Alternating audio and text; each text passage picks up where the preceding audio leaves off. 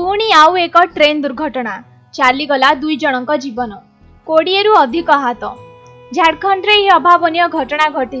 Passenger train और मालवाही train धक्का फल बड़ धरणर दुर्घटना होइछि।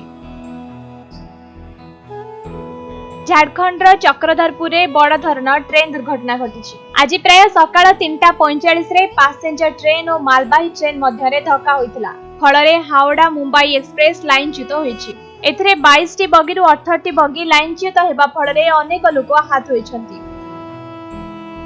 एबे सुधा 2 जनक मृत्यु होइथिबा बेले एथिरे 20 रु अधिक आहत होइछन्ति। घटना परे 5टी ट्रेन को बातिल करा जायछि। यात्री को गंतव्य स्थल रे पहुंचाइबा को व्यवस्था करा जायछि। एहा सह यात्री सुविधा पाई हेल्पलाइन नंबर मध्य जारी करा जायछि। एनै झारखंड मुख्यमंत्री हेमंत सोरेन उद्धार कार्य त्वरान्वित करबा को निर्देश दैछन्ति।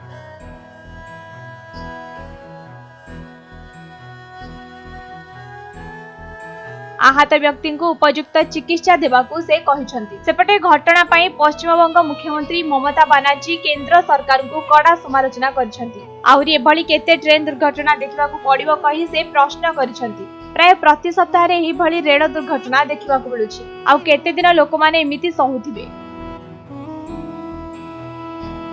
कोन एहार केबे अंत घटिबो नाही बोली ममता बनर्जी सरकार को पचारिछंती। एहा मृतकंक पाई शोक प्रकाश करछंती। जदि सर्वे रिपोर्ट को अनुध्यान करिबा तेबे चलित वर्ष 5टी ट्रेन दुर्घटना घटिछि। गत वर्ष अर्थात 2023 मसियारे 19टी ट्रेन दुर्घटना होइतिला। एहा छडा अन्य एक सर्वे अनुसार गत 5 वर्ष भितरे 18टी ट्रेन दुर्घटना केवल 2 ट्रेन मुहामुही हेबारु होइछि। सेही अनुसार देखिले पाखापाखी 3.5 मासरे गोटिए ट्रेन दुर्घटना केवल कोलिजन जोगु घटुछि। अव्यवस्था जोगु एहा घटुथिबार सूचना मिलुछि।